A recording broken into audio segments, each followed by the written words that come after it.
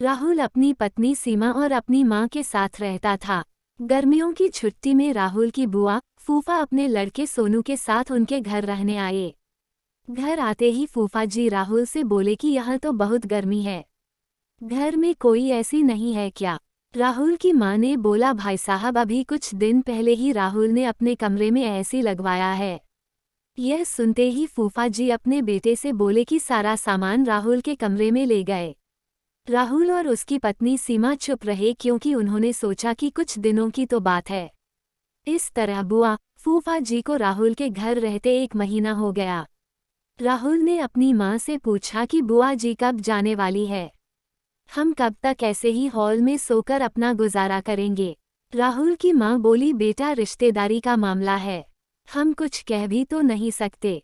राहुल की पत्नी सीमा बोली, वो सब तो ठीक है लेकिन उनका छोटा लड़का सोनू सारा दिन घर में उधम करता रहता है।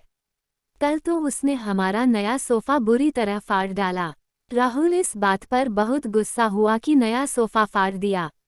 वो अपनी पत्नी से बोला, तुम सोनू को ऐसा करने से रोकती क्यों नहीं?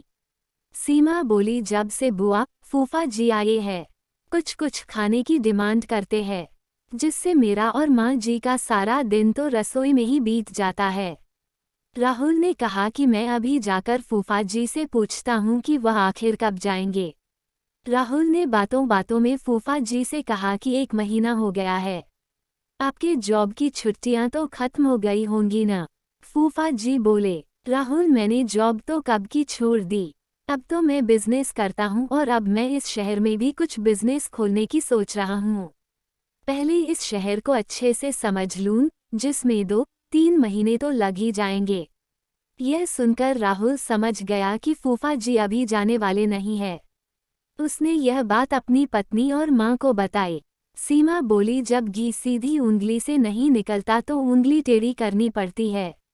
इनके साथ भी कुछ ऐसा ही करना होगा। आप यह काम अब मुझ पर छोड़ दीजिए। उसी रात बुआ और फूफा जी छत पर थे। तभी उनका लड़का सोनू चिल्लाता हुआ उनके पास गया और बोला कि मैंने अभी एक चुड़ैल को देखा है। तभी एक चुड़ैल वहां आ गई और बुआ और फूफा जी को बोली कि तुम में से कौन पहले मेरा भोजन बनना चाहेगा। चुड़ैल को देखकर वह बहुत डर गए और उस घर से भाग गए। उनके जाने के बाद सीमा ने अपना चुड़ैल का मुखौटा उतारा। बुआ के परिवार के जाने के बाद सबने चैन की सांस ली। सीमा की सास ने सीमा से कहा कि तू तो बड़ी अच्छी चुड़ैल बनती है। यह कहकर सब हंसने लगे। मोरल ऑफ द स्टोरी, इस कहानी से हमें यह सीख मिलती है कि हमें किसी भी रिश्ते का गलत फायदा नहीं उठाना चाहिए।